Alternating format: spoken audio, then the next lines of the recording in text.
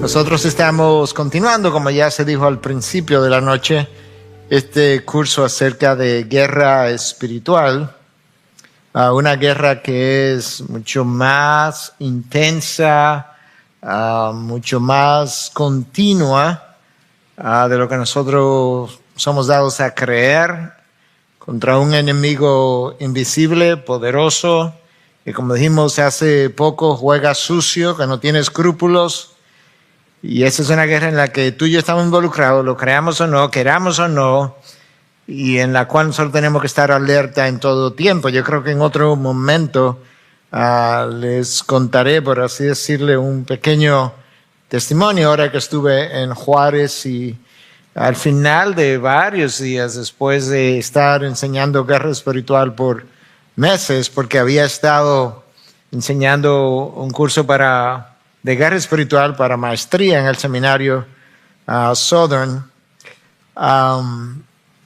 de qué forma, como de forma inadvertida, por así decirlo, me encontraba en medio de esa guerra espiritual y no me estaba ni siquiera percatando. De manera que es un enemigo sutil y que está, como dice la palabra, como león rugiente, buscando a quien devorar, como esperando cuando tú bajes tus barreras.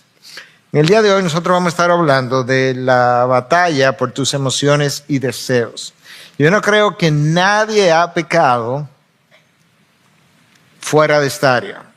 Estaba ahí sentado pensando en diferentes tipos de pecados y no pude imaginarme ningún pecado de ningún tipo, ni en la Biblia ni fuera de la Biblia, donde las emociones y los deseos no estuviesen involucrados. De manera que esta es un área capital que yo debo conocer, porque los tropiezos se dan precisamente con la participación de deseos y de emociones, y de eso queremos hablar durante todo el tiempo que estemos compartiendo esta noche. El apóstol Juan escribió varias cartas. Su primera carta es quizá la más teológica de las tres. Todas son breves, pero esta es la más extensa de las tres. Juan escribe estas cartas probablemente entre el año 85 y 95 de nuestra era. Ya él era una persona muy entrada en edad, quizá en sus 80 o 90 años, con experiencia. Y cuando él escribe en esa primera carta, en el capítulo 2, versículo 16, él nos ayuda a comenzar a entender todo este mundo de emociones y deseos. Y él dice, porque todo, subraya ahí la palabra todo, si hay algo que caracteriza esta primera carta de Juan, son los absolutos con los cuales él habla. Y este es uno: todo lo que hay en el mundo, la pasión de la carne, la pasión de los ojos y la arrogancia de la vida, no viene del Padre. ¿Ok? ¿De dónde viene entonces? Sino del mundo. Dijimos en un principio que nosotros tenemos guerra en tres frentes: el mundo, Satanás, nuestras emociones, nuestro mundo interior. El problema con las emociones y los deseos: son humanos, fueron creados por Dios, pero lamentablemente nuestros deseos, nuestras emociones se originan en lo que ha sido llamado el pecado remanente. Dios nos hace nacer de nuevo, pero queda en nosotros pecado residual, que los reformadores llamaron remanente. Entonces ese pecado remanente origina emociones y deseos pecaminosos que me llevan a pecar una y otra vez. Las tentaciones no tendrían poder sobre nosotros, o tienen poder sobre nosotros precisamente porque disparan nuestros deseos. Cuando tú te ves tentado, puedes ser tentado a comerte un bizcocho, por así decirlo, que no debieras comerte. El problema es que cuando lo ves, luce tan atractivo, tan brilloso, te recuerda cosas que ahora tú tienes deseo de comerlo. Antes de verlo no tenía deseo de comerlo, lo viste y ahora quiere. Bueno, eso ocurre así en todas las áreas de nuestro ser interior. Las emociones rinden como un reporte a nosotros. ellas no están ahí para dictarnos la conducta que debiéramos seguir. John Bloom, un hombre de Dios, escribiendo para Desiring God, hace unos años atrás, hablaba de esto en un artículo que él publicó. Y nos ayuda a entender que ciertamente las emociones son buenas, incluso no solamente porque Dios las creó, es que se suponen que ellas son como un medidor de cosas. Entonces ellas están ahí para reportarnos cosas, pero no para dictarnos en qué dirección debiéramos seguir. Nuestros deseos entonces nos informan de aquellas cosas que nuestro corazón ama, aquellas cosas en las que el corazón confía, aquellas cosas que el corazón teme. Por eso es que son buenas reporteras las emociones, porque nos dejan saber, a tu corazón le gusta esto, o le gusta aquello. O en otras ocasiones, cuando estamos intimidados, ¿verdad? Porque en la guerra espiritual, a veces Satanás lo que hace es intimidarnos. Tu corazón le teme a esto, cuando en realidad debiera estar confiando en Dios. O tu corazón realmente confía en el poder de las riquezas. ¿O qué tal la palabra riqueza? El dinero que pudiera tener mañana y que hoy no tiene, que quisieras acumular hoy. Entonces estas emociones, deseos, son buenos reporteros de malas cosas. Pero pudieran ser buenos reporteros de buenas cosas. Realmente tú estás creciendo en amor por el otro, por el hermano, por Dios, por la palabra. Tú estás creciendo en amor por la iglesia. De manera que ya nos reportan cosas a nosotros. Pero nosotros necesitamos filtrar para saber, entonces, a través de las emociones que siento, los deseos que tengo, qué es lo que verdaderamente yo amo. Y después que determino lo que amo, a qué cosas yo estoy amando más que otras. Estoy amando más estas cosas que vienen del mundo, la pasión de los ojos, de que habla Juan, versus las cosas que vienen de parte de nuestro Dios. Yo traje aquí una porción de una carta, de esas cartas que C.S. Lewis escribió. Nuestro hermano Reinaldo Logroño mencionó varias de ellas. Yo voy a mencionar una porción breve que yo creo que ya él mencionó en su clase anterior, pero yo quisiera enfatizar un par de cosas. En primer lugar, este supuesto demonio Scrutopo está entrenando a su sobrino que está comenzando, por así decirlo. Él es un demonio experimentado, tiene experiencia, y él está entrenando a Orugario. Entonces él le dice a este sobrino joven, ¿verdad? Su discípulo: ya sé que hemos conquistado muchas almas por medio del placer. Esto es una forma de decirle, las emociones y los deseos de los humanos son importantes, porque nosotros hemos conquistado muchas almas por medio de ese instrumento. De todas maneras, el placer es un invento suyo con S mayúscula. Es un invento de Dios, el placer. Dios puso en nosotros receptores gustativos, olfatorios, táctiles, auditivos, para poder sentir todas estas cosas. Entonces el demonio experto dice, yo estoy consciente de eso, tú tienes que aprender eso. El placer es un invento suyo, de Dios, no nuestro. Él creó los placeres. Todas nuestras investigaciones hasta ahora no nos han permitido producir ni uno solo. Todo lo que podemos hacer es incitar, subraya esa palabra ahí, a los humanos a gozar los placeres que nuestro enemigo, el enemigo es Dios porque ellos son demonios, que nuestro enemigo ha inventado. Okay, entonces, Orgorio, tú tienes que entender que nosotros tenemos que luchar, o mejor dicho, hacer caer a estos humanos.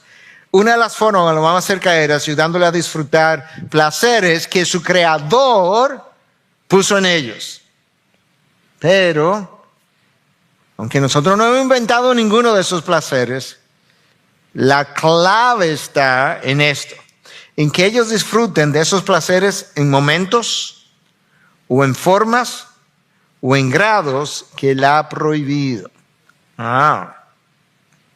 Si el Creador puso placeres en nosotros, o la habilidad de disfrutar de placeres, pero esos placeres vinieron con un manual de instrucción. ¿Cuándo lo disfrutas? ¿Cómo lo disfrutas? ¿Hasta cuándo lo disfrutas? ¿En qué época de tu vida lo disfrutas? Entonces la clave está, orgullo, en que ellos que tienen receptores creados, dados por su Dios, los usen. Pero tenemos que encontrar la forma ilegítima de que ellos los usen. En momentos, en lugares, en formas, en grados, que su creador les prohibió. Entonces la caída, Adán y Eva, pervirtió la mente, pervirtió el corazón. Entonces ahora con una mente pervertida, nosotros buscamos sensaciones que podemos experimentar precisamente porque Dios nos dio la habilidad para hacerlo, pero estamos buscando sensaciones cada vez mayores, como el que usa droga un día y luego quiere más y quiere más, cada vez mayores. El problema es que con cada experiencia de esa sensación o placer, resulta que el disfrute va bajando. Entonces hay más sensación o más búsqueda de la sensación con menos disfrute. Eso es exactamente lo que las drogas hacen. Esa es la clave de orgullo. De manera que sé disciplinado, sigue estudiándolos para que tú puedas estimularlos en la dirección equivocada. Entonces, ¿cuál es el problema con nuestros deseos? Bueno, que es que yo tengo gente que me tienta. Bueno, el problema no es ser tentado. La palabra dice que Cristo fue tentado en todo, o sea que la tentación no es un problema. El problema es ceder a la tentación. Y nosotros cedemos a la tentación cuando nuestros deseos son mayores que, ¿qué cosa en nosotros? Que nuestro dominio propio. Y el dominio propio es directamente proporcional a mi llenura del Espíritu. Y mi llenura del Espíritu es directamente proporcional a cuánto de mi vida yo le he cedido el control a Dios. Al final del camino es un problema de ceder o no ceder el control de mi vida al Dios que murió por mí. El problema no está en las cosas materiales que yo deseo. Es desearlas de forma distorsionadas. Porque cuando esas cosas materiales que yo deseo, yo pudiera desear un buen carro y alguien pudiera decir, bueno, ¿para qué tú quieres un buen carro? Suponte que yo diga, la verdad que no estoy seguro, pero sabes que ese carro me gusta. Bueno, pero ¿por qué te gusta? Quizás si yo no tengo ninguna otra respuesta, simplemente que me gusta, quizás no sea un problema. Pero tan pronto yo comienzo a decir, bueno, es que yo tengo un nuevo trabajo y tú sabes que para yo conseguir clientes yo necesito ese carro. Tú sabes que donde yo trabajo ahora la gente no llega en carro como lo que yo tenía. Tú sabes, yo me siento inseguro cuando entro en este otro carro. Es donde está el problema. Que yo comienzo a desear las cosas materiales de forma distorsionada. Ahí está el problema. Entonces el problema no es tener ciertos deseos, es querer llenarlos cuando yo quiera, aunque sea de forma ilegítima. Cada vez que yo tengo un deseo, yo quiero llenarlo. No importa o a quién me lleve por delante, a quién yo destruya, a qué amigo destruya, qué relación, qué matrimonio, a mi propio matrimonio, mi propia familia.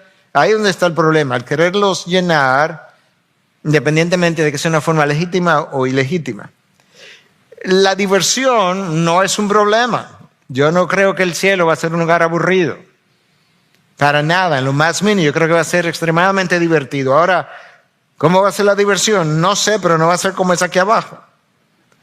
El problema de la diversión es cuando yo quiero divertirme como el mundo se divierte. Entonces ya ahí hay un problema. Bueno, pastor, pero el mundo va a la playa, no se puede ir. Claro, tú puedes ir a la playa, pero hay maneras de ir a la playa. Y así sucesivamente con cada diversión. Entonces ese no es para que vayamos entendiendo dónde es que radica el problema de mis deseos, mis emociones y demás.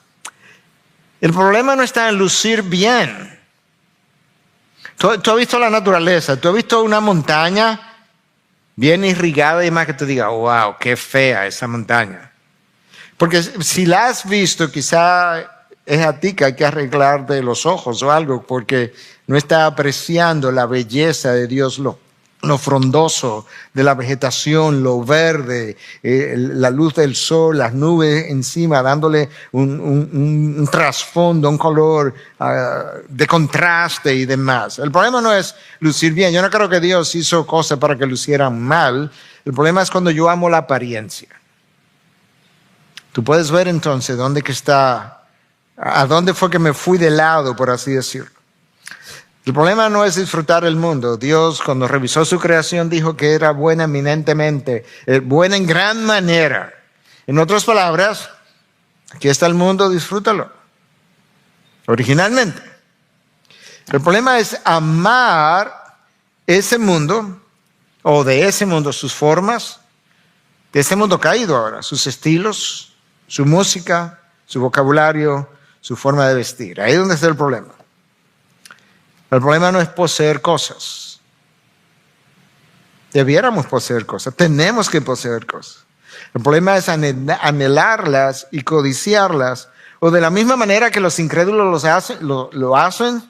O anhelarlas o desearlas hasta el punto que yo estoy dispuesto a pecar para obtenerla. Y me resiento si no la tengo. Si me resiento, ¿contra quién me resiento? Entonces, en pocas palabras, amar el mundo es deleitarnos en cosas o en cantidades que tienden a disminuir nuestros deseos por las cosas de Dios. ¿Okay? Cuando la palabra de Dios dice que no amen al mundo, ¿a qué se está refiriendo? Bueno, es que no ame cosas o en cantidades, a veces son cosas, pero a veces esa cosa está bien, pero la cantidad no está bien. ¿Pero qué es lo que no está bien?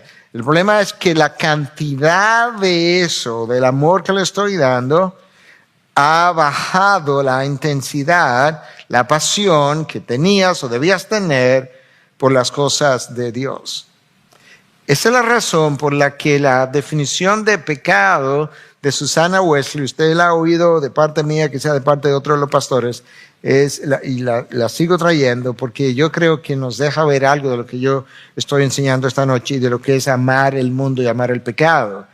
Cuando John Wesley le preguntó a Susana, a su mamá, a su madre, que cuál era la definición de pecado, esto es lo que ella dice: pecado es cualquier cosa que debilite tu razonamiento. Cuando ya tú no estás pensando bien, ya eso es pecaminoso, porque si no estás pensando bien, hay algo que está fuera de foco.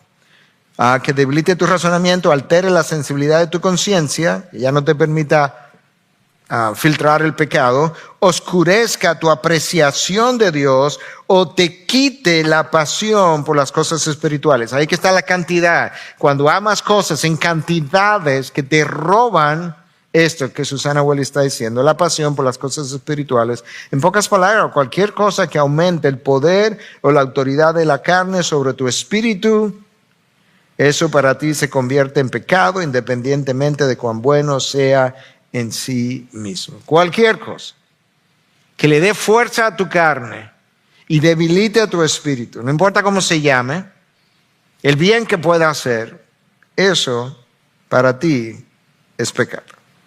Entonces, amar al mundo es deleitarnos en cosas o en cantidades que tienden a disminuir nuestro deseo por las cosas de Dios. Pedro conocían el poder dañino de las emociones sobre nosotros. Escucha el apóstol Pedro en primera carta 2:11, hace 2 o 3 meses atrás revisamos este pasaje. Amados, les ruego, como extranjeros y peregrinos, que se abstengan de las pasiones, epitumeo, carnales que combaten contra el alma. Esto es una guerra.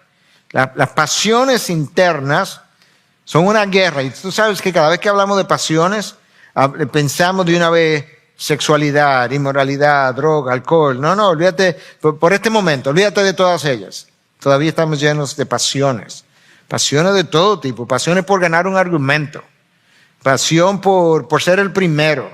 Pasión porque me inviten y no me invitaron. Pasión porque sea yo quien haga esto y no el otro. Estamos llenos de todos esos deseos pecaminosos. Una lista interminable. Y Pedro dice, el problema es que tú tienes un alma regenerada, pero esas pasiones combaten. Es un lenguaje de guerra, de batalla contra tu alma. La palabra en el original es epitimeo, pero viene de una raíz epitimia, que implica precisamente deseos, pasión, lujurias, anhelos. Cuando pensamos en lujuria, casi siempre pensamos en sexualidad, pero hay lujuria de otro tipo. Es como deseo desbordado por alguna cosa. Esa palabra epitimia aparece 38 veces en el Nuevo Testamento, 35 de las 38 tiene una connotación negativa. De manera que en la enorme mayoría de los casos que esta palabra se usa en el Nuevo Testamento, no está hablando de nada bueno, de algo negativo, de algo pecaminoso. Hay 3 excepciones, están ahí: Lucas 22:15, Filemón 1:23, 1 Tesalónica 2:17. Entonces, ¿qué hacemos con los deseos? ¿Qué hacemos con las emociones que se levantan en nosotros, puestas en nosotros, o la habilidad para sentirlas por nuestro Dios? Entonces, ¿qué hacemos? Bueno, el apóstol Pablo estaba muy consciente de ellas. Como estaba consciente de ellas, nos dejó ver qué hacer con ellas. Y cuando él escribió a los Corintios, en su primera carta, 9:26-27, Pablo dice: por tanto, yo de esta manera corro, no como sin tener meta. Yo tengo una meta hacia la cual yo estoy corriendo. De esta manera peleo, está usando una metáfora, no como dando golpes al aire, a tientas. Así no es como yo vivo mi vida, sino que golpeo mi cuerpo y lo hago mi esclavo. En la metáfora, Pablo dice: mi oponente no es otro boxeador que está frente de mí. Mi oponente es mi cuerpo, mis pasiones, mis deseos. Yo los voy a golpear. Es una metáfora, no es físicamente, no es literalmente, pero voy a golpear mis pasiones. Y yo voy a someter mis pasiones hasta que ellas se conviertan en esclavos míos. Mis pasiones, yo no voy a servir a mis pasiones como si yo fuera esclavo de ellas. No, ellas me van a servir a mí. Esto es lo que Pablo está diciendo. Y Pablo dice: ¿sabe por qué yo tengo que hacer eso? Porque yo estoy consciente de que aquel que se crea firme, cuídese que no caiga. No vaya a ser que después de yo haber estado en este viaje, en esta ciudad, no vaya a ser que habiendo predicado, descalificaron a Pablo. Nosotros tenemos que estar conscientes de que, si bien es cierto que la palabra de Dios de manera clara habla de que la salvación es algo eterno, que no se pierde, la calificación o descalificación, claro que se pierde. Hasta Moisés la perdió en un momento dado. Y Pablo está diciendo: yo sé qué fue lo que hizo, qué fue lo que descalificó a Moisés. Una pasión o una emoción. ¿Cuál fue? La ira. Te das cuenta que estas emociones, deseos, no son la misma cosa, pero tú sabes, los deseos levantan emociones en nosotros. Tengo deseo o mejor dicho, tengo deseo de comer helado, y de repente yo tengo una emoción por chocolate. Tú sabes, si me pudiera comer un chocolate ahora, en este momento, cosas similares. Entonces, ¿qué es lo que Pablo está diciendo? Yo tengo un oponente, que es mi propio cuerpo. El cuerpo tiene que ser dominado, sus pasiones, de manera que él se haga tu esclavo y sirva a tus propósitos, no al revés. Entonces nosotros este es uno de los grandes problemas del cristiano, y es que no tiene vida disciplinada. Si tú encuentras un cristiano que frecuentemente está tropezando y cayendo, yo te garantizo que ha encontrado una persona no disciplinada. Definitivamente. Entonces Pablo está diciendo, una de las características, déjame hacer un paréntesis. Pablo le dice a Timoteo, su discípulo más joven: disciplínate para la piedad, Timoteo. No puedes tener santidad sin disciplina. Es una imposibilidad. ¿Y qué es lo que voy a disciplinar? Tus deseos, tus emociones, las cosas que te hacen que en un momento dado, no queriendo hacer algo, tú terminas haciéndolo, y otras veces que queriendo hacer algo terminas no haciéndolo. Eso es lo que tienes que disciplinar. Y ahí nosotros, los latinoamericanos, no somos muy buenos. Lamentablemente, somos una cultura un poco romántica, o yo no sé si un poco, muy romántica. y las cosas nos dan pena.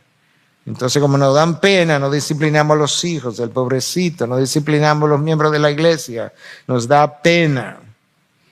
Y así sucesivamente. Entonces, eso es un área simplemente.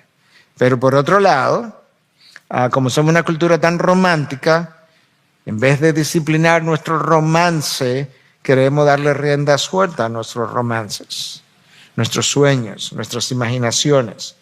Y terminamos sucumbiendo.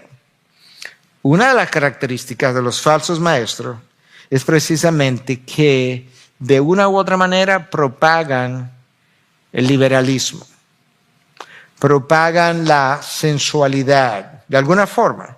Son liberales. Y como son liberales, ¿sabe qué ha ocurrido? Exactamente lo que Pedro dice aquí en su segunda carta, que ellos mismos son esclavos de la corrupción. ¿Pero por qué? Estamos en un cuerpo corrupto, corrompido por el pecado, pero se han vuelto esclavos de la corrupción. Ellos sirven a sus pasiones. Ellos se mueven por instintos, dice Judas, como animales irracionales en un momento dado.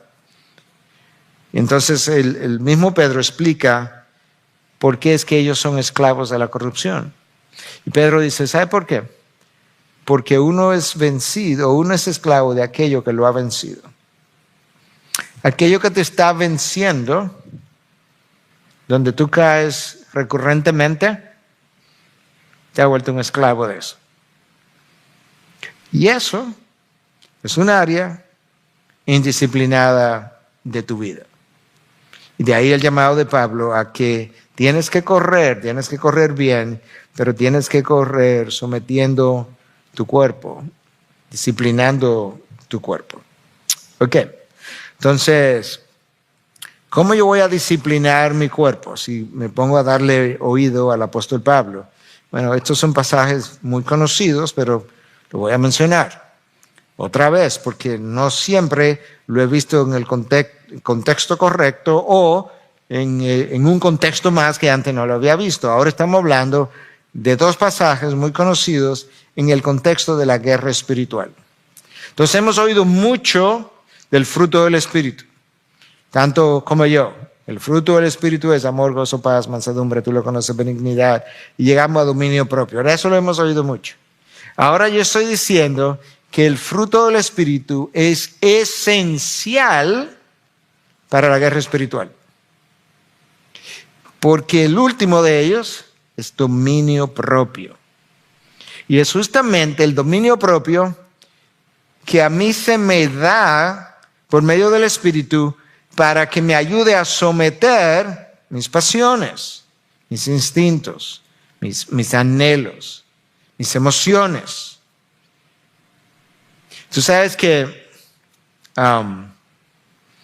en el contexto en el que ese texto nos dice, en el contexto, en el que en el capítulo anterior a este texto, capítulo 4 de Gálatas, de Efesios, donde se nos llama a ser llenos del Espíritu, se nos llama primero a no estar bajo el dominio del alcohol, para luego decirnos que debe estar bajo el dominio del Espíritu, que es ser lleno del Espíritu.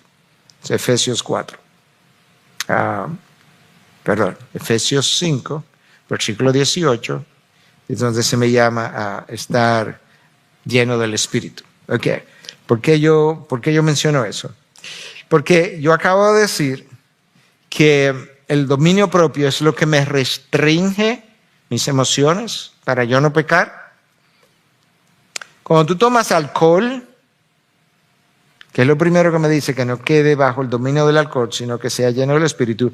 Cuando tú tomas alcohol, ¿tú sabes qué es lo que ocurre? Que tus centros de inhibición que trabajan con tu dominio propio son deprimidos. Y de repente yo quedo desinhibido. Eso es lo que hace el alcohol. De manera que cuando tú comienzas a ver a alguien que está bebiendo y tú dices, ese muchacho está contentón, es lo que está desinhibido porque el alcohol le ha quitado a los centros de inhibición, le ha quitado el control que tenían y han quedado desinhibidos. Pablo, con eso en mente, aunque no supiera toda la fisiología, ¿verdad?, que hoy conocemos, dice, ese descontrol que el alcohol produce, eso es lo que tú no puedes tener. Y lo que tú sí debes tener es el control del Espíritu, la llenura del Espíritu. Que luego entonces, él me dice en Gálatas, me da dominio propio y mantiene mis centros, por así decirlo, de inhibición fortalecidos para yo poder resistir los deseos y las tentaciones. Gálatas 5:17 también me deja ver en el contexto de la guerra espiritual interna, que es la más frecuente, la más intensa, que yo tengo deseos tanto producidos por el Espíritu que mora en mí como por la carne que permanece conmigo. Y que ellas viven en guerra continua, unos deseos se oponen a los otros deseos, y Pablo me explica, el problema de esa guerra es lo que está aquí al final. No pueden hacer lo que desean. Ok, entonces Pablo me resumió toda una teología increíble de desobediencia. Me lo resumió en un versículo. Me dice, ¿tú quieres saber algo de tu desobediencia? Claro que tiene que ver con tu amor por Dios, porque si me amáis, obedecéis mis mandamientos, pero al final del camino, Pablo dice, esto es lo que está pasando. Tú tienes un espíritu que mora en ti, él tiene deseos, él obra en ti tanto el querer como el hacer. Tú tienes pecado remanente que mora en la carne, que no ha sido regenerada. Esos dos deseos o grupos de deseos se oponen. Y cuando tú has estado alimentando la carne más que el espíritu, tú no puedes hacer lo que tú deseas. Cuando tú alimentas el espíritu más que la carne, tú terminas haciendo lo que tú debes hacer. No es necesariamente que es fácil, no, es que tú ganas la batalla. A veces es fácil, dependiendo de la intensidad de la lucha, pero otras veces no es tan fácil. Nadie dijo que sería fácil, sino que simplemente tú ganas la batalla, tú ganas la lucha. Por tanto, yo necesito apagar cosas en mi vida, apagar cosas en mi práctica diaria que alimentan mi carne. Hay cosas que yo no debo estar viendo, ni oyendo, ni conversaciones que estoy teniendo. ¿Por qué? Porque alimentan mi carne y me van a llevar en la dirección incorrecta. Entonces, ¿qué es lo que Satanás hace? Él no va a entrar dentro de mí como una computadora y decir, ok, deseo de tal cosa, ¡ting!, y le va a punchar una tecla. No. Él sabe que yo tengo deseos y tú también. Él conoce el ser humano y nos conoce de manera individual porque nos va observando. Entonces lo que él dice es, déjame ver de qué manera yo puedo alimentar tu deseo en esta área. Esto es un área que a ti te gusta. Este es un área de debilidad para ti. Y tú ves eso en el texto de 1 Crónica 21:1, donde dice que Satanás incitó a David a hacer un censo. Yo no dudo que el mismo Satanás que incitó a David a hacer un censo lo haya incitado, aunque el texto no lo dice así, para dejar claro lo que la Biblia dice y no dice. Pero yo no dudo que el mismo Satanás que incitó a David a hacer un censo fue el que incitó a David a llamar a Betsabé y que tuvieron relaciones con Betsabé. No, yo no sé si ocurrió exactamente así, pero no lo dudo lo más mínimo que haya podido hacer. Es el mismo Satanás que le habla a Eva acerca de la fruta, que era buena, ¿verdad?, para alcanzar sabiduría y llegar a ser como Dios. ¿Qué es lo que él está haciendo? Él la estaba incitando, estaba provocando. ¿A través de qué? De una conversación, del sentido auditivo. Si Eva hubiese sido sorda, por ponerlo así, Satanás no hubiese podido incitarla. Tú puedes ver entonces que nuestros sentidos tienen que ver con nuestras tentaciones. Y más aún, él habló de la fruta, de alguna manera se la señaló y dice que cuando Eva vio, si Eva hubiese sido ciega, no ve la fruta. No ve el árbol. Vio el árbol, que el árbol era bueno para comer y que era agradable a los ojos. Yo no sé cómo lucía, pero tú has visto a veces en los supermercados estas manzanas, ¿verdad?, muy preciosas de Navidad, grandes, que vienen con mucho color ya, no de fábrica, pero de naturaleza, pero encima de eso le ponen un tipo de cera, voy a decir barniz, un tipo de cera que la hace más brillosa todavía. Así debió haberle parecido a Eva. y de repente era deseable. Tú ves que la conversación, el sentido auditivo, el sentido visual, se combinaron para producir un deseo. Y ahora era deseable para alcanzar sabiduría. Ella tomó y comió. Cuando el mismo Satanás va al desierto para tentar a Cristo, él hace lo mismo. ¿Qué él hace? Él comienza a hablar. Comienza a hablar y si tú eres el Hijo de Dios, mira esas piedras. ¿Qué está usando? Los ojos. Conviértelas en pan. ¿Qué está usando? Tú estás en necesidad, tú tienes hambre. Entonces él está usando una combinación de una necesidad que Cristo tiene, ojos que, ¿verdad?, como que bajo el efecto del hambre pueden hacerte ver cosas que no son.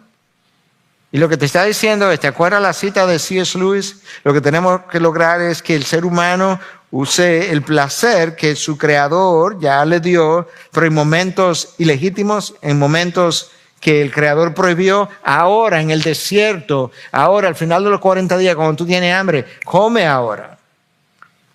En momentos o en cantidades prohibidas por su creador. Y luego cuando le enseña a todos los reinos del mundo, le está usando palabras, está usando sus ojos, se los muestra. Estaba apelando a un deseo de control. Estaba apelando incluso a la imaginación. Evítate la cruz, evítate el dolor. Cristo sabía que eso era que había venido. Aquí están. Entonces tú tienes que ver de cómo se originan nuestros deseos y nuestras emociones y cómo operan en nosotros. Satanás sabe algo más. En el desierto, el texto dice que él fue tentado todos los días. A veces pensamos que al final de los 40 días, ¿verdad? No, al final de los 40 días él fue tentado con esa tentación de las piedras convertidas en pan. Pero a lo largo de los 40 días él fue tentado todos los días. Uno de los evangelios dice eso. ¿Tú sabes por qué? Porque en la medida en que la tentación persiste y persiste y persiste, hay un buen chance de que el deseo que tú no tenías haya comenzado a levantarse. Haya comenzado a levantarse poco a poco. Y ahora lo que era grado 1, ahora es grado 2. Y en 5 días, la misma persona que te estaba hablando, la misma oferta que te estaba haciendo, te han despertado a ti un deseo grado 5. Y tú sabes que tú pudiste resistir el deseo que tenía cuando era grado 1, pero cuando va por grado 7, en buen dominicano se te está saliendo la babita, como el niño, ¿verdad? Y ya tú no puedes. Esa es la razón por la que Pablo le dice a Timoteo, Timoteo, huye de las pasiones juveniles. ¿Te acuerdas lo que José hizo? Eso mismo. ¿Te acuerdas lo que la esposa de Potifar hizo? Lo mismo que hizo Satanás. Satanás tentó a Cristo por 40 días. Dice el texto de la esposa de Potifar con José que ella lo tentaba todos los días, todos los días. Ayer me dijo que no, pero yo no sé mañana. Sí, eso fue ayer, pero mira él se fue a su casa con 2 o 3 palabritas que yo le dije, vamos a ver mañana. Y cuando finalmente, ¿verdad?, ella le quita la ropa, ¿qué hizo José? Lo mismo que Pablo le dice a Timoteo, huye de las pasiones juveniles, sal corriendo. Él salió corriendo. Cuando tú lees la historia de Amón, el hijo de Salomón, que tenía una pasión por su hermana Tamar, el texto dice que todos los días esta pasión crecía en este hermano. Ya cuando él no pudo más, él se inventó, porque la tentación es creativa. Se inventó un plan, se enfermó, supuestamente. Se metió debajo de la sábana, le dijo a su padre que mandara a su hermana para que lo alimentara. Su hermana va, le hace una sopa. Y entonces ahora el hermano, mira, ahí está la sopa. No, yo estoy tan enfermo que yo quiero que tú me la des. Y cuando ella fue a dársela, entonces él la forzó y la metió en la cama. Porque la tentación va despertando los deseos. Acán vio un lingote de oro. Dios había dicho, no toquen nada del anatema, ninguna posesión quiero que tomen al invadir la ciudad. Pero Acán vio un lingote de oro y vio también un lienzo babilónico. Y cuando sus ojos se llenaron, igual que los de Eva, él no resistió y tomó el lingote de oro y tomó el lienzo y lo escondió. Porque el pecado le encanta esconder.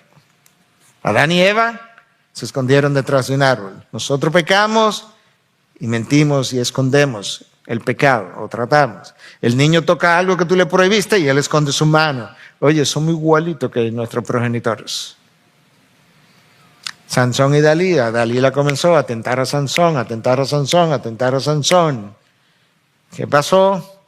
Tanto dio la gota en la roca hasta que le hizo un hoyo y Sansón le confesó su pecado. David sale y ¿qué pasó? David vio. ¿Te das cuenta?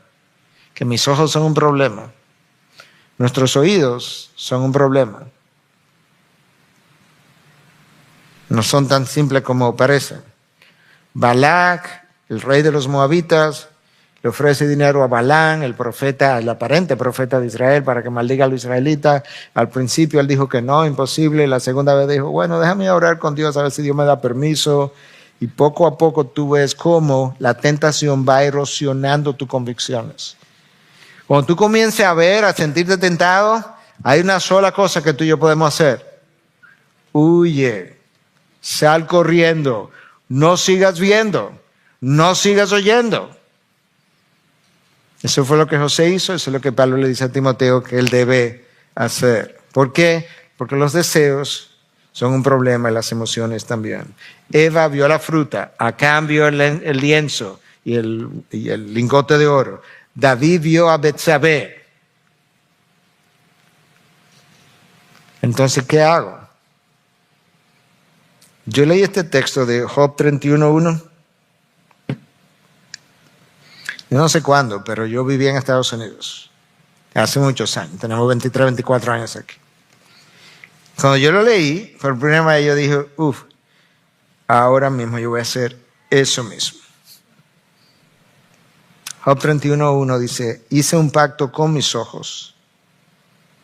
¿Cómo podía entonces mirar a una virgen? En el contexto, ¿verdad? En el contexto nuestro, yo tengo que hacer un pacto con mis ojos, con Dios, pero es con relación a mis ojos. ¿Cómo yo voy a ver? Vamos a comenzar por la televisión. ¿Cómo yo voy a ver gente que porta la imagen de Dios disfrutando perversamente las habilidades que Dios ha puesto en la imagen de Él en el hombre? Y que yo con la imagen de Dios disfrute eso perversamente. Yo tengo que hacer un pacto con mis ojos. Yo tengo que hacer un pacto con mi Dios. Y es bueno ver que Eva vio, que Acán vio, que David vio, y Job vio en algún momento. Y dice, no, pero yo hice un pacto con mis ojos. De que yo tengo que ver como Dios ve. Entonces, en el contexto que estamos hablando de guerra espiritual, ciertamente Satanás juega un rol importante en nuestras vidas, en hacernos caer. Pero antes de que yo haga como, ¿verdad? Hay un sector de la iglesia evangélica que todo se lo atribuye a Satanás. Antes de que yo haga eso, Santiago me instruye y me evita que yo, o quiere evitarme que yo vaya en la misma dirección. En el capítulo 1, versículo 14 y 15 dice que cada uno cuando es tentado, cuando es llevado y seducido por su propia pasión, no Satanás. Satanás simplemente te puso el pastel. Pero el deseo de comértelo no lo puso él. Simplemente te trajo el pastel. Después, cuando la pasión ha concebido, da luz al pecado. Y cuando el pecado es consumado, engendra la muerte. Eso te pasó porque tú fuiste capturado y seducido por tu propia pasión. Si no estuviera ahí la pasión, no te comes el pastel. Entonces es bueno ver cuál es la participación de Satanás y cuál es la participación mía. Satanás tiene poder sobre nosotros por la naturaleza pecadora caída que existe en nosotros. Y mientras más fortalecida está mi naturaleza pecadora, más poder Satanás tiene sobre nosotros. Porque Satanás no me empuja, Satanás me atrae, él me presenta la tentación. Más nada. Hizo con Eva lo mismo, le enseñó el árbol. Con Cristo hizo lo mismo, le enseñó las piedras. Eso es lo único que él hace. Y luego dice, ok, vamos a ver qué pasa con tus deseos. Por tanto, cuando te sientas tentado, el problema no está en la tentación. El problema está en mí. Lo que a usted lo tienta depende de los deseos de su corazón. Santiago, lo acabamos de leer en Santiago. Puede ser que quizás esta persona no debiera vestirse de una manera para no provocar a su hermano. No estamos diciendo que no. Pero si lo hace, el problema primario todavía sigue estando en mí. En lo que reside en mi corazón. En ausencia de deseos, la tentación pierde su poder. En ausencia de deseos, la tentación pierde su poder de seducción. Entonces yo tengo que luchar con mis deseos. Yo tengo que disciplinar no mis tentaciones, pero mis emociones. Necesito golpear mi cuerpo, como decía el apóstol Pablo hace un momento atrás. Entonces, cuando pensamos en tentación, rápidamente, en el hebreo la palabra es esta, nakak, y es el intento de probar algo. La tentación prueba la fidelidad de mi corazón, por ejemplo.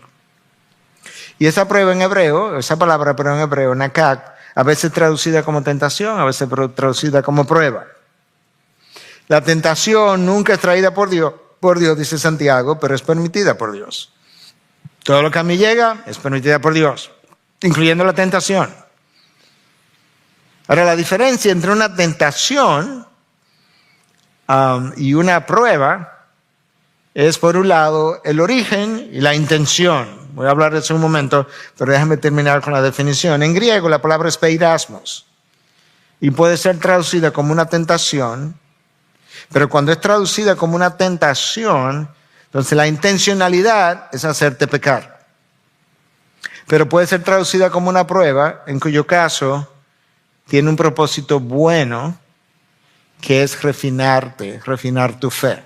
La misma palabra puede ser traducida de una manera o puede ser traducida de otra.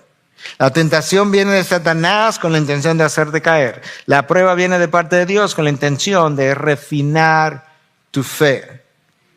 La prueba de fuego de que habla Pedro, que viene a refinar tu fe, que es más precioso que el oro. Esa es la intención. Ahora, puede ser que en la prueba yo me caiga. Bueno, pero fue mi problema. No fue porque Dios quiso que yo me cayera.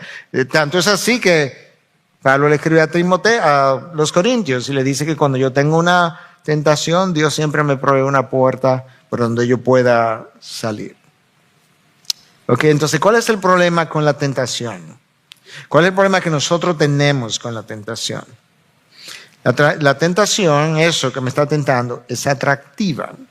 Como es atractiva, me está atrayendo, estimula mis hormonas del placer. O sea, a mí me está gustando lo que me está atrayendo. Hemos hablado de esto en otras ocasiones. Hay hormonas del placer, hay que se levantan, que se elevan cuando yo corro o hago ejercicio. De diferentes maneras, son las mismas hormonas. Durante la actividad sexual, durante la tentación, neurotransmisores del placer. En el hombre son de un tipo, en la mujer son de otro y algunos son comunes. La tentación es gozosa, o sea, me está gustando también esto. Esto que está pasando me está gustando. Por tanto, inicia con placer, pero comienza a escalonarse, a subirse. Se evasiva. ¿Por qué? Porque cuando tú estás siendo tentado y lo estás disfrutando, tú no dices, me están tentando. Sí, me están tentando, yo sé que tú me estás tentando. Por tanto, yo tengo que irme porque me estás tentando. No, tú estás disfrutando, tú estás gozando, te gusta esto, las hormonas del placer están disparadas. Y si te confrontaran en ese momento, no, nada, yo no estoy haciendo nada. No, porque es que tu conciencia le pasaron por el lado. Se evasiva, evade la conciencia. Pero si no te alejas, es esclavizante. ¿Sabe qué ocurre? Que la primera vez esto te busca, por así decirlo, pero luego tú buscas eso. La primera vez esta persona, hombre, mujer, quien sea, te está buscando. La segunda vez o la tercera, tú la estás buscando. Porque fue atractiva, porque fue placentera, porque te produjo cierto gozo. Pero al final, cada vez que tú muerdes la fruta, es decepcionante. Porque tú piensas que realmente lo que la fruta te está vendiendo te va a dar y te va a hacer como Dios, por así decirlo. Y cuando tú haces así,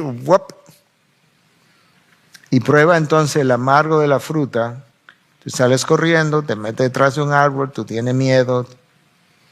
Es engañosa la tentación. Satanás lo sabe. ¿Por qué es engañosa? Te oculta las consecuencias. Solamente te deja ver el color de la manzana, por así decirlo, que no fue una manzana, pero te oculta el agrio del néctar, del jugo. Y es escalonada. Pero la tentación es como atrevida y luego más atrevida. O sea, vamos a ver el tentador y el tentado, o la y él. La tentación es atrevida. El tentado la desea. Ahora es más atrevida, ahora la deseo más. Más atrevida y la deseo más. Y ahora cuando me caigo de más alto, por así decirlo. Pero eso es cómo funciona. Satanás lo sabe. Entonces, ¿qué hago? No solamente que tengo que salir corriendo de la tentación, tengo que huir de la pasión, yo tengo que salir corriendo para donde Dios. Salmo 25:15 dice, Él, Dios, sacará mis pies de la red. Es una red que Satanás te está tentando, te está tirando. Y Dios conoce la red, el tamaño de la red, la fortaleza de la red. Y el salmista dice, corre para donde Dios, porque Él va a sacar tus pies de dicha red. Esto lo hemos dicho en otras ocasiones, no permita que Satanás ponga un pie en tu mente o en la puerta de tu corazón, porque ya Él ganó un terreno santo. Cuando tú pierdes terreno santo, tus emociones comienzan a dispararse. Y cuando tus emociones se disparan, tú ahora comienzas a desear lo que hace un día atrás tú considerabas pecado. O hace un mes atrás tú considerabas pecado. No, es imposible, ¿cómo yo voy a considerar eso? Eso es pecado. No, ahora tú lo deseas, ahora tú lo quieres. Y uno de los problemas del pecado, cuando se junta con la tentación, es que el pecado y la tentación, el pecado es creativo, es imaginativo. Se inventa todo tipo de circunstancia en su mente para lograr su meta. Entonces, ¿cuál es el problema con la tentación? Bueno, mis deseos pecaminosos, los pecados remanentes, pero la tentación no es pecado. ¿Ok? O sea, si tú me tientas, eso te es pecado a ti. Pero la tentación para mí, pues tú me estás tentando, pero tú no eres la persona tentada. El tentado soy yo. Entonces la tentación para mí no es pecado. Cristo fue tentado en todo y fue permitido así para que Él pudiera compadecerse de nosotros como sumo sacerdote, pero sin pecado. De manera que la tentación no es problema. Él vino a vencer las tentaciones como modelo para mí. Santiago 1:13 me dice que nadie diga cuando es tentado que soy tentado por Dios, porque Dios no puede ser tentado por el mal y Él mismo no tienta a nadie. La tentación, ya esto lo dijimos, es permitida por Dios, pero Dios no tienta a ninguna persona.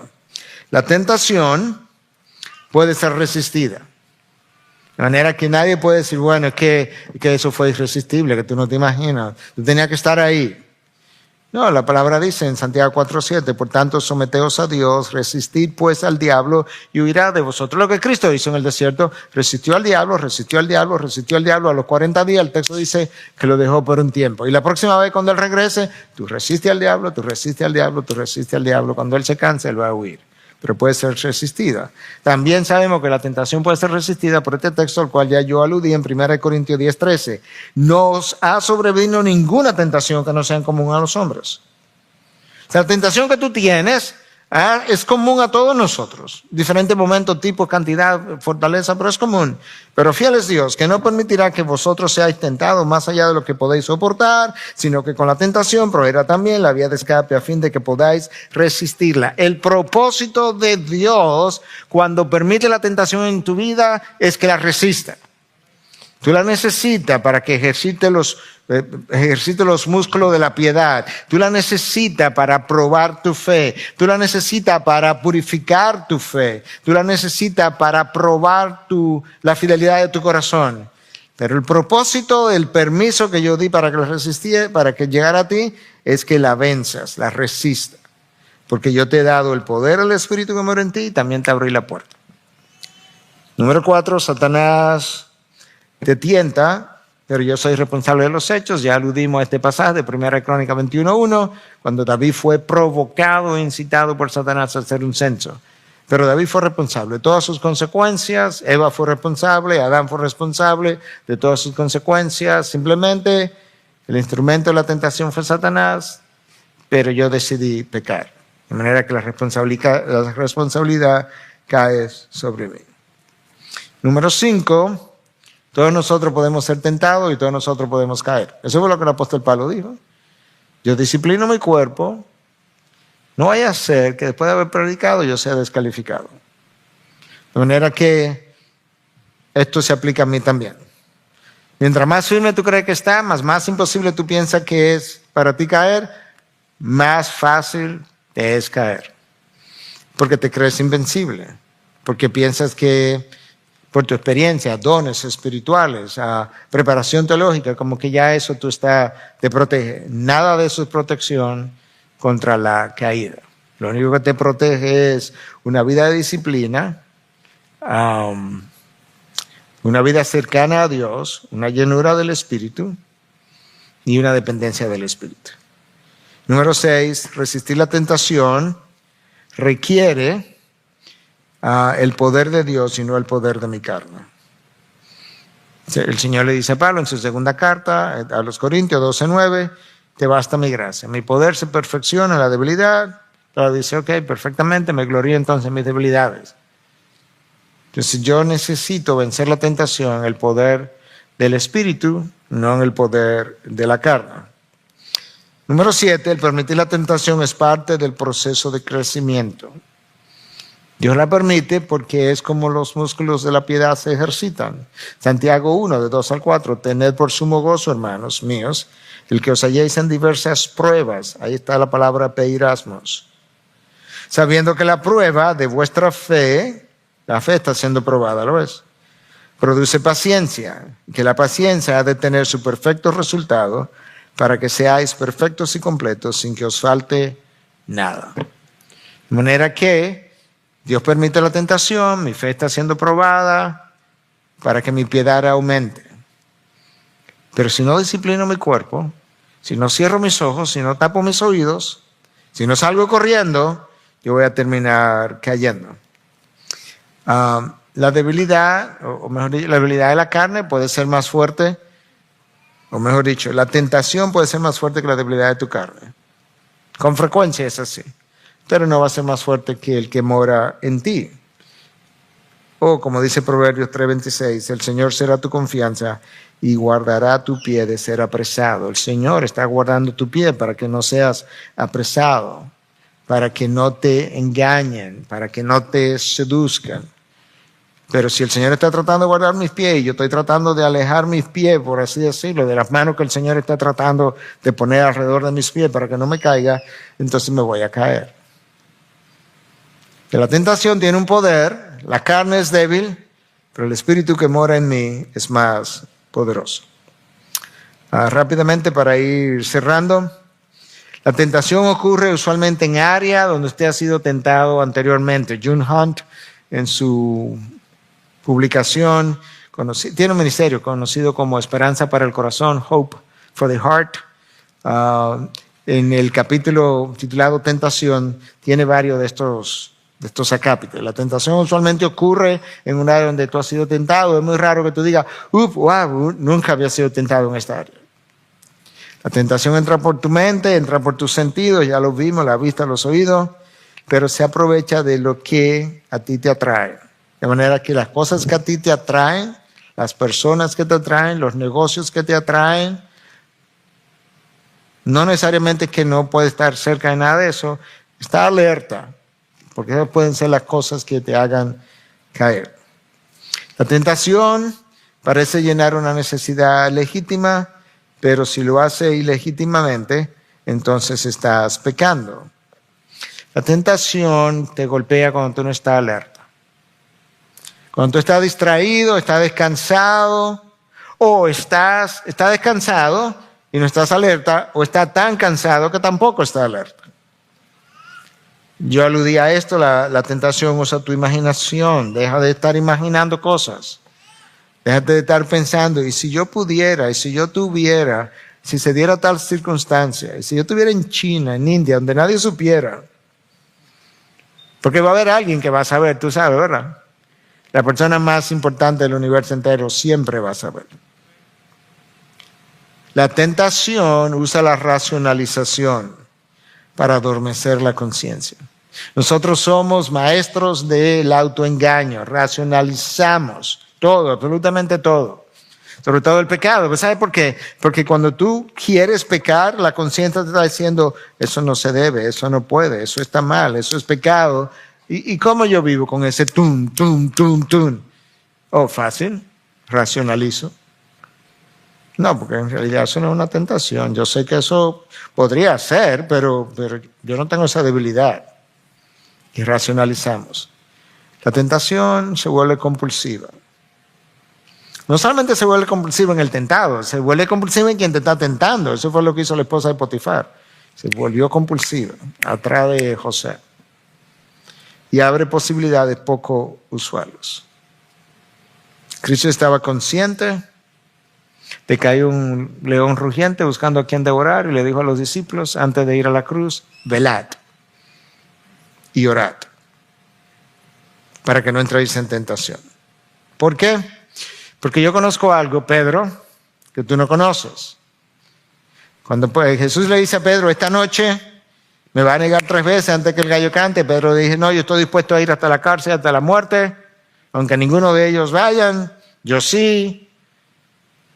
Y Cristo le dice más adelante, horas después, quizá 1 o 2 horas después, pero ya en el jardín de Getsemaní, fuera del aposento alto, Pedro, la carne es débil.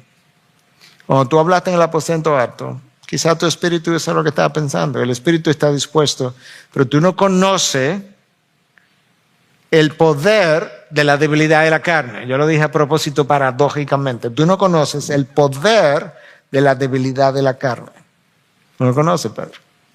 Tú lo vas a conocer y ¿sabes qué? Dada esa condición, tú necesitas 2 cosas. Tú necesitas velar, pero te dormiste, Pedro. Y Juan también, y Jacobo también. Y orar. Pero no oraste. No oraste. Ok, y cierro con esto, para que te vayas con 4 preguntas. ¿Estás tú negando la tentación? ¿Eres tú defensivo con relación a la tentación? Cuando alguien te pregunta. ¿Te sientes culpable, pero oculta tu culpabilidad? ¿Estás siendo distraído y descuidando tus intereses? Hay responsabilidades que Dios nos ha dado. Como el caso de David, ir a la guerra, pero no estaba, se quedó en Jerusalén. ¿Está llenando tus responsabilidades? Porque cuando no la llenamos, frecuentemente estamos en el lugar donde no debíamos estar. Como no debíamos estar ahí, es frecuente que entonces Satanás aproveche el tiempo de mi irresponsabilidad para ir a tentarme. Cuando Dios iba a usar el llenado de mi responsabilidad para evitarme la tentación. Pero tú puedes ver que es compleja la guerra espiritual. Es compleja porque yo no veo lo que está pasando. Es compleja porque yo no puedo ver exactamente dónde están mis emociones todo el tiempo, ni la intensidad de las mismas. Es compleja porque es adentro, es afuera.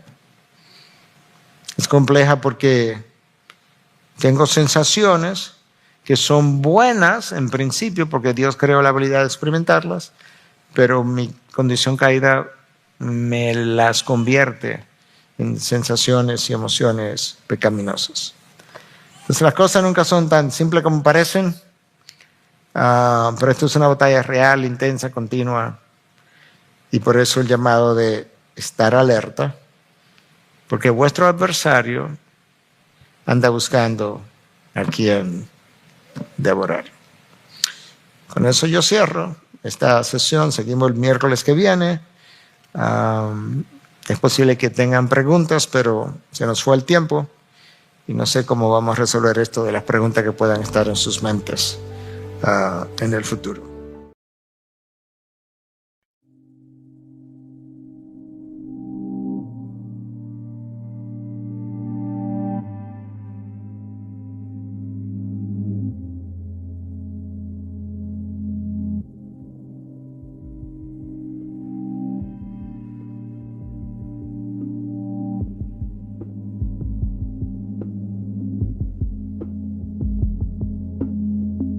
I sent my name into the void. It came back shaped like fractured noise. My hands dissolve, my pulse is slow. Time hums in loops I used to know. Stars don't blink, they stare me down.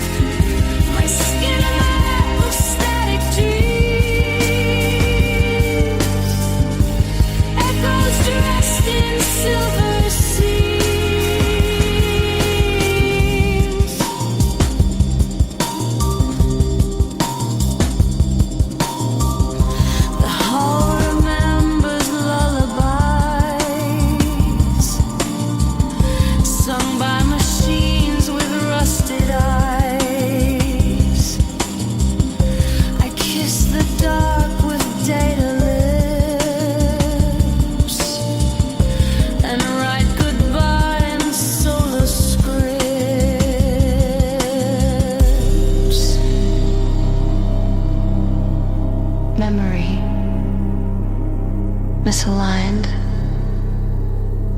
Orbit failed. Transmission ends. I remain.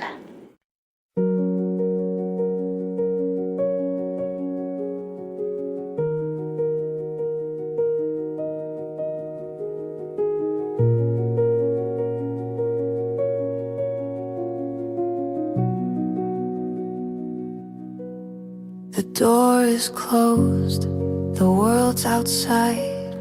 We breathe in whispers, we never hide. The air remembers what we've been.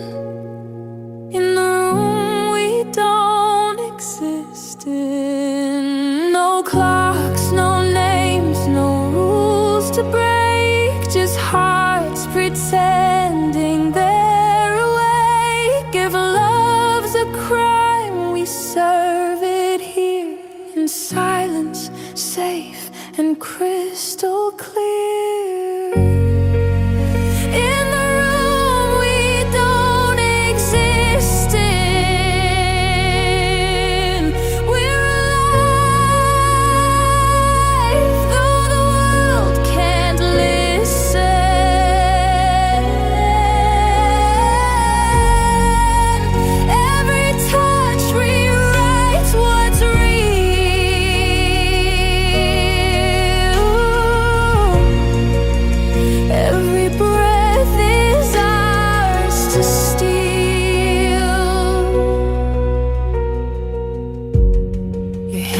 is light, but heavy too. The truth dissolves when I'm with you. The walls have seen but never speak. Our love's a storm that feels so meek. We fade before the morning's thin. The world forgets where we have been. But when I close my eyes, I'm still within the room we don't exist in. In the room we don't exist in. We're alive, though the world can't listen.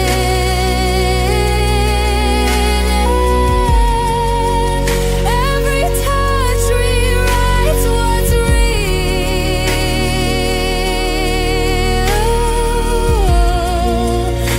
Every breath is ours to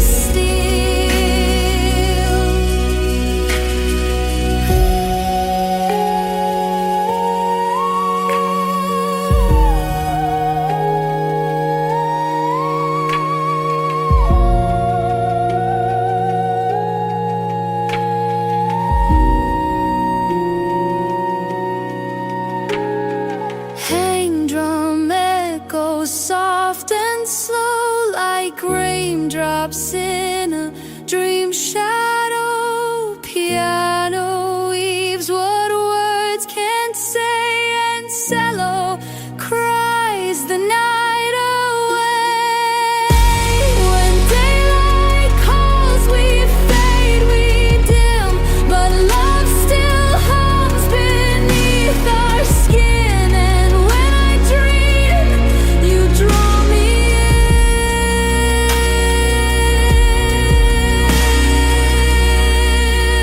into the room we don't exist in.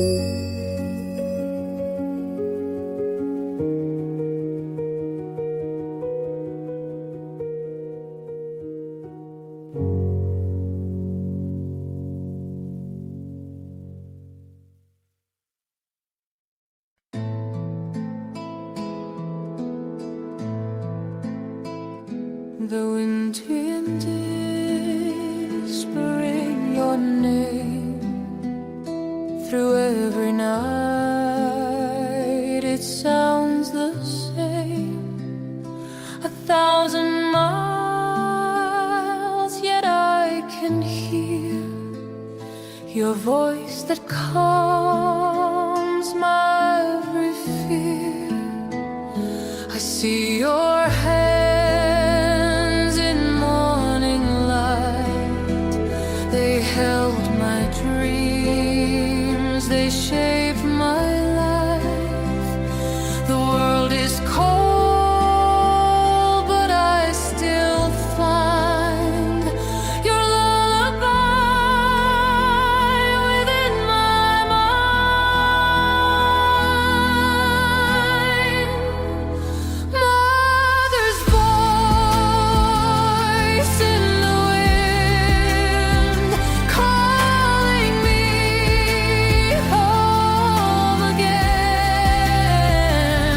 Through the noise of the world outside, your song still echoes deep inside. Though I'm far, I still begin with mother's voice in the wind. I chase the days, I cross the sea, but still your breath comes back to